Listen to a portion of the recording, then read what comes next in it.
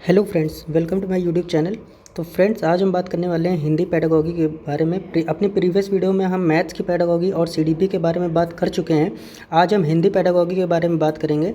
तो इसमें दो टॉपिक को टच करने वाले हैं, एक भाषा अर्जन यानी लैंग्वेज एग्जीक्यूशन और सेकंड है लैंग्वेज के बारे में। लैंग्वेज के बारे में मतलब पूरी डिटेल से इसमें थोड़ा सा बात करेंगे। मेन पॉइंट्स के बारे में बात करेंगे जो आपके एग्ज़ाम के लिए बेनिफिशियल हो। और दो साइंटिस्टों के बारे में बात करेंगे जो कि वाइगोत्स्की और स्किनर के बारे में। किसके बारे में? वाइगोत्स्की और स्किनर के बारे में। तो चलिए स्टार्ट करते हैं वीडियो अपनी। तो पहला पॉइंट है यहाँ पर भाषा मतलब लैंग्वेज के बारे में बात करेंगे कि लैंग्वेज होती क्या है, भाषा क्या होती है, किस तरह से क्वेश्चन इस पे बनते हैं सीटेट के एग्ज़ाम में। तो शुरू करते हैं। हमारे विचारों को व्यक्त करना तथा दूसरों के विचारों को समझना या समझाने का एक साधन है। मतलब भाषा का यूज़ हम लोग कहाँ करते हैं? भाषा का यूज़ हम लोग जब करते हैं कम्युनिकेशन में करते हैं। मतलब अपनी बात को दूसरे के समक्ष रखना या दूसरा अपनी बात को हमारे समक्ष रखता है, जिसके थ्रू हम समझ पाते हैं कि सामने वाला कहना क्या चाह रहा है या हम सामने वाले से कहना क्या चाह रहे हैं। तो भाषा का मेन पर्पस क्या होता है? मेन जो मोटिव होता है वो क्या होता है? कम्युनिकेशन होता है। क्या होता है? कम्युनिकेशन मतलब अपने विचारों को, भावों और विचारों को व्यक्त करना एक दूसरे के प्रति। सेकंड पॉइंट है, यह एकमात्र संप्रेषण का साधन नहीं है।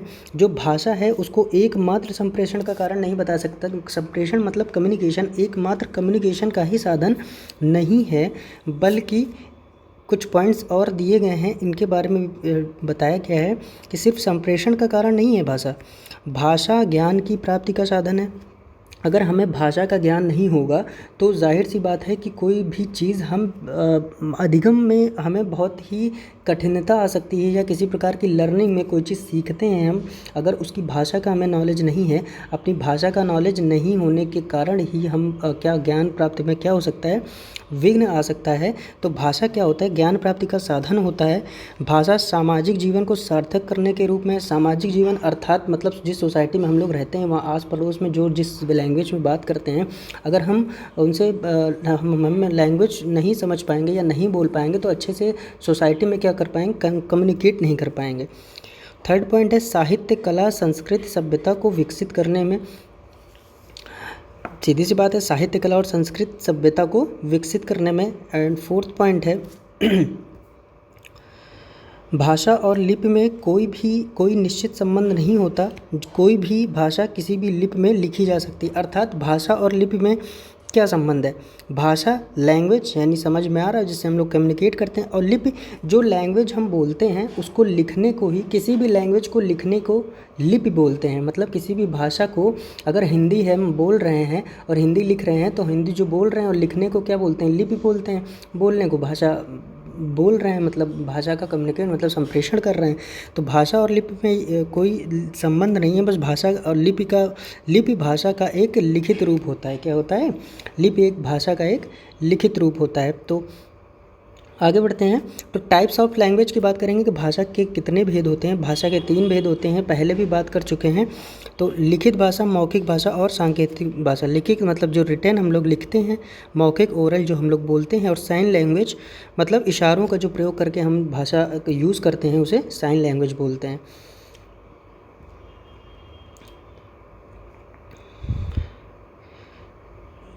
बात करते हैं भाषा अर्जन के बारे में। लैंग्वेज एक्विजिशन के बारे में बात करते हैं, एग्जीक्यूशन के बारे में बात करते हैं। तो भाषा अर्जन क्या है? भाषा अर्जन होता क्या है? अर्थात भाषा अर्जन जब भाषा अर्जन की जो क्षमता होती है, जब एक बच्चा पैदा होता है तो उसके जन्मजात भाषा अर्जन का गुण उसमें पाया जाता है। जो अर्थात भाषा अर्जन का अर्थ होता है, अर्जन मतलब अर्जित करना। अर्जन का मतलब होता है अर्जित करना, कि जो बिना किसी प्रोसेस के या बिना किसी जटिलता के आसानी से जो चीज़ प्राप्त हो जाती है वो अर्जित हो जाता है। मतलब किसी काम को करते करते सीखना एक अर्जन हो जाता है। कोई जैसे बच्चा जब पैदा होता है, जैसे मनुष्य में भाषा अर्जित करने की जन्मजात क्षमता होती है। तो जब बच्चा पैदा होता है तो उसे कुछ भी बोलना नहीं आता, पर सोसाइटी में रहते रहते जैसे मम्मी पापा उसको बुलवाने की कोशिश करते हैं, बेटा मम्मी बोलो, बेटा पापा बोलो। इस तरह से क्या होता है, उसे कोई नियम तो नहीं सिखाया जाता है कि माँ, फिर माँ में आ की मात्रा, फिर माँ, फिर आधी माँ, मम्मी, इस तरह से बोलना, या पापा पापा को पढ़ लिख के सिखाया जाता है, या इस तरह से तो सिखाया नहीं जा सकता, नहीं जाता है। मतलब बच्चा क्या होता है, ऑलरेडी सीख जाता है। जैसे हम लोग बोलते हैं, जैसे हम लोग रिएक्ट करते हैं, जो सोसाइटी में बर्ताव करते हैं, और जिस भाषा में हम बात करते हैं, वो भाषा ऑटोमेटिक क्या होती है, बच्चे के दिमाग में बच्चे के दिमाग में फिट हो जाती है, और क्या होता है, भाषा अर्जित कर लेता है। उसी को लैंग्वेज एग्जीक्यूशन बोलते हैं, अर्थात भाषा अर्जन बोलते हैं। और सेकंड पॉइंट है, बिना किसी विशेष प्रयास के सीखना भाषा अर्जन है, अर्थात इस भाषा को सीखने में बच्चे को कोई कठिनता नहीं हो, बस वो आसपास के माहौल से जो सीख रहा है, जो समझ रहा है, जो सुन रहा है, वही क्या करने लगता है, एग्जीक्यूट करने लगता है, मतलब बोलने लगता है। ठीक है, तो भाषा अर्जन क्या है, बात करते हैं भाषा अर्जन क्या है। तो भाषा अर्जन भाषा अर्जन, ठीक है, इतनी बात तो समझ में आती है हम लोगों को कि भाषा अर्जन क्या है, जन्मजात क्षमता होती है, जो कि जिसको जटिलता नहीं होती सीखने में, आसानी सीखा क्या जा सकता है, वो जन्मजात क्षमता से ही बच्चा क्या होता है, लैंग्वेज एक्सिक्यूशन के साथ पैदा ही होता है। और भाषा अर्जन होता क्या है, भाषा अर्जन एक प्रक्रिया कैसे, भाषा अर्जन में क्या क्या होता है जो जन्मजात होता है, मतलब भाषा अर्जन कैसी प्रक्रिया, भाषा की स्वाभाविक प्रक्रिया है, मतलब अपने आप होती है, इसमें कुछ सीखने की आवश्यकता नहीं होती है। वातावरण के प्रभाव से सहज होती है, मतलब जैसा सोसाइटी होती है वैसा ही भाषा अर्जन हम लोगों का होता है। सपोज़ अगर हम कोई बच्चा यूएस में पैदा हो रहा है, तो वहाँ की जो भाषा अर्जन है, या वहाँ पर जो बोली जाती है, वो इंग्लिश बोली जाती है। तो वहाँ का बच्चा जब पैदा होता है, तो वो एक अपनी जो जिस भाषा अर्जन के साथ पैदा होता है, वो इंग्लिश होती है। और हमारे भारत में तो बहुत सी विविधता हैं, हर कोस जगह जगह पर अलग अलग भिन्न भिन्न भाषाएं बोली जाती हैं। तो जिस सोसाइटी में, जिस लोकेलिटी में बच्चा पैदा होता है, उस लोकेलिटी में जिस प्रकार की भाषा बोली जाती है, वही बच्चे का भाषा अर्जन बन जाती है। एक सहज प्रक्रिया है, जटिल प्रक्रिया नहीं है। आसानी से कोई नियम नहीं बताया जाता है बच्चों को। जब बच्चों को कम्युनिकेट करना होता है, या बच्चे बोलना शुरू करते हैं, तो उनको कोई नियम वगैरह नहीं बताया जाता है कि इस प्रकार से बोला जाए या इस तरह। तो एक सहज प्रक्रिया है, मतलब जटिल प्रक्रिया नहीं। अचेतना या अवचेतना प्रक्रिया, अचेतना का अर्थ ये है कि इसमें जो भाषा अर्जन है, भाषा अर्जन को सीखने के लिए किसी भी नियम की ज़रूरत नहीं होती है, इसीलिए ये अचेतना प्रक्रिया है, मतलब आसानी से सीखने वाली प्रक्रिया है। अर्जन का संबंध मातृभाषा से ज़्यादा होता है। अर्जन और मातृभाषा में डिफरेंस क्या है? अर्जन का संबंध मातृभाषा से ज़्यादा होता है, अर्थात जिस लोकेलिटी में बच्चा पैदा हो रहा है, जैसे हम हिंदुस्तान में हैं, हिंदुस्तान में कई जगह अलग अलग स्टेट में अलग अलग तरह की भाषाएं बोली जाती हैं। तो वहाँ पर जब बच्चा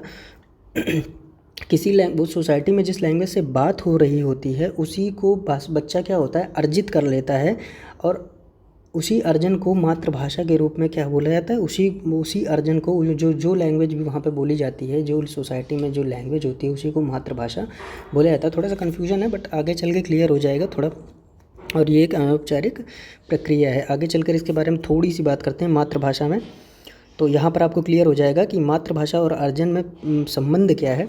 तो मातृभाषा की बात करते हैं। किसी भी व्यक्ति के लिए भाषा का पहला रूप अतः बच्चे के घर में बोली जाने वाली भाषा मातृभाषा कहलाती है। अर्थात इसका अर्थ ये है, कोई एग्जाम में सीधा क्वेश्चन आता है कि मातृभाषा क्या होती है।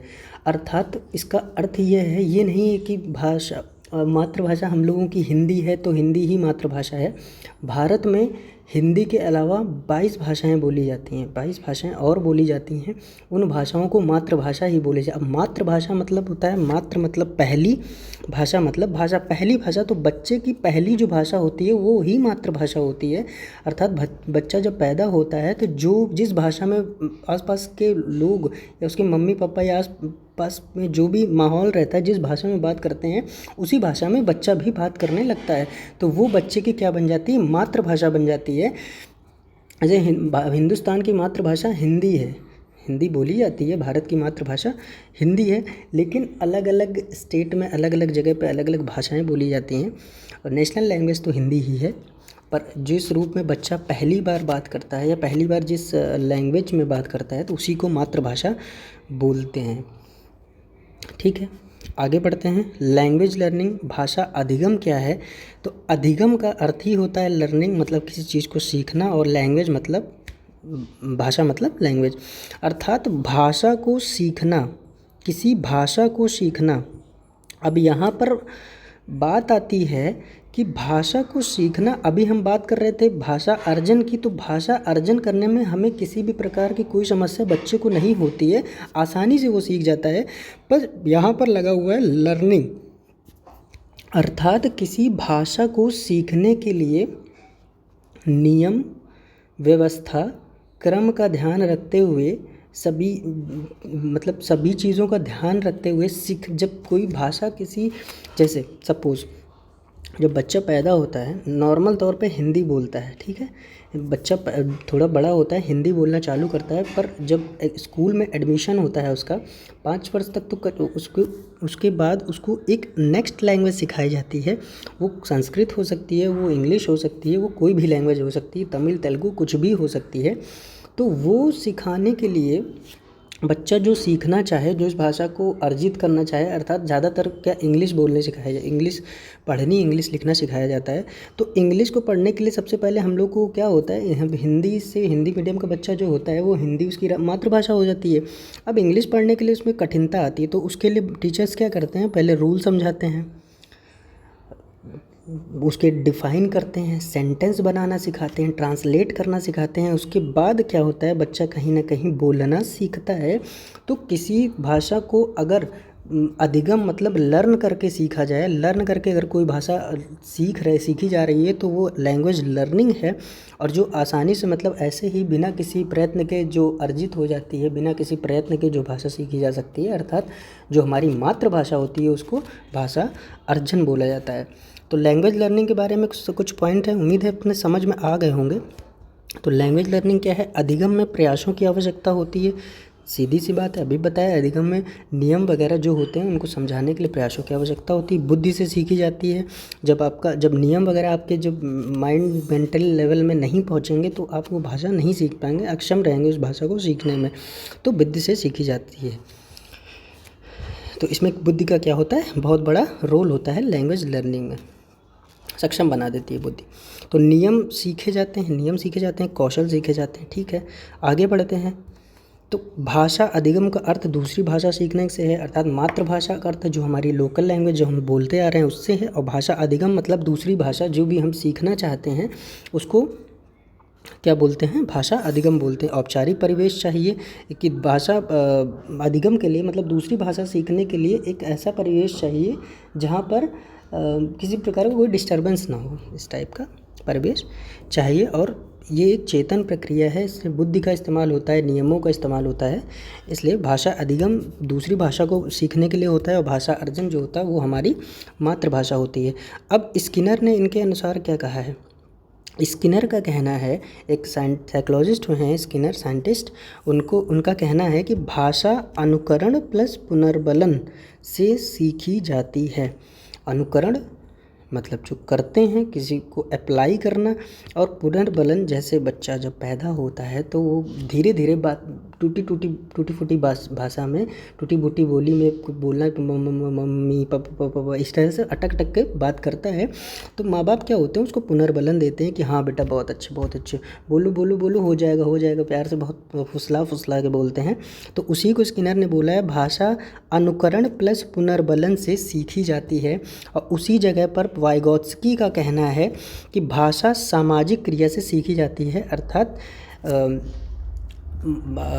जो सोशल सोसाइटी में रहते हैं, जिस सोसाइटी में हम लोग रहते हैं उससे ही क्या सीखी जाती है, भाषा सीखी जाती है। ये वाइगोत्स्की का कहना।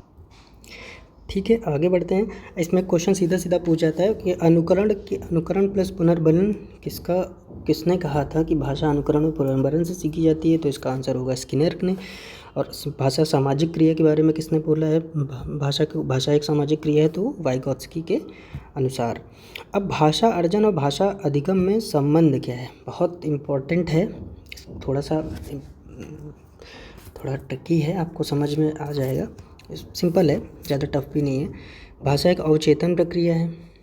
भाषा अर्जन, सीधी बात है, भाषा अर्जन को सीखने के लिए किसी प्रकार की कोई बुद्धि की आवश्यकता होती है, पर कोई नियम वगैरह की आवश्यकता नहीं होती कि उसको एक एक पॉइंट को समझा जाए उसके बाद हम बोलना सीखते हैं, नहीं, बोलना हमें ऐसे ही सामाजिक प्रक्रिया या आसपास के माहौल से आ जाता है। और चेतन प्रक्रिया है भाषा अधिगम मतलब लर्निंग के लिए। तो चेतन प्रक्रिया मतलब बुद्धि का ज़्यादा इस्तेमाल होता है कि कोई भी चीज़ है, नियम पढ़ने हैं हम लोग को, उसको डिफाइन करना है, सेंटेंसेस बनाने हैं, इस प्रकार से चेतन प्रक्रिया का ये स्वाभाविक भाषा अर्जन स्वाभाविक प्रक्रिया है, ये नियमबद्ध प्रक्रिया है भाषा अधिगम। भाषा अर्जन अनौपचारिक प्रक्रिया है और भाषा अधिगम औपचारिक प्रक्रिया है।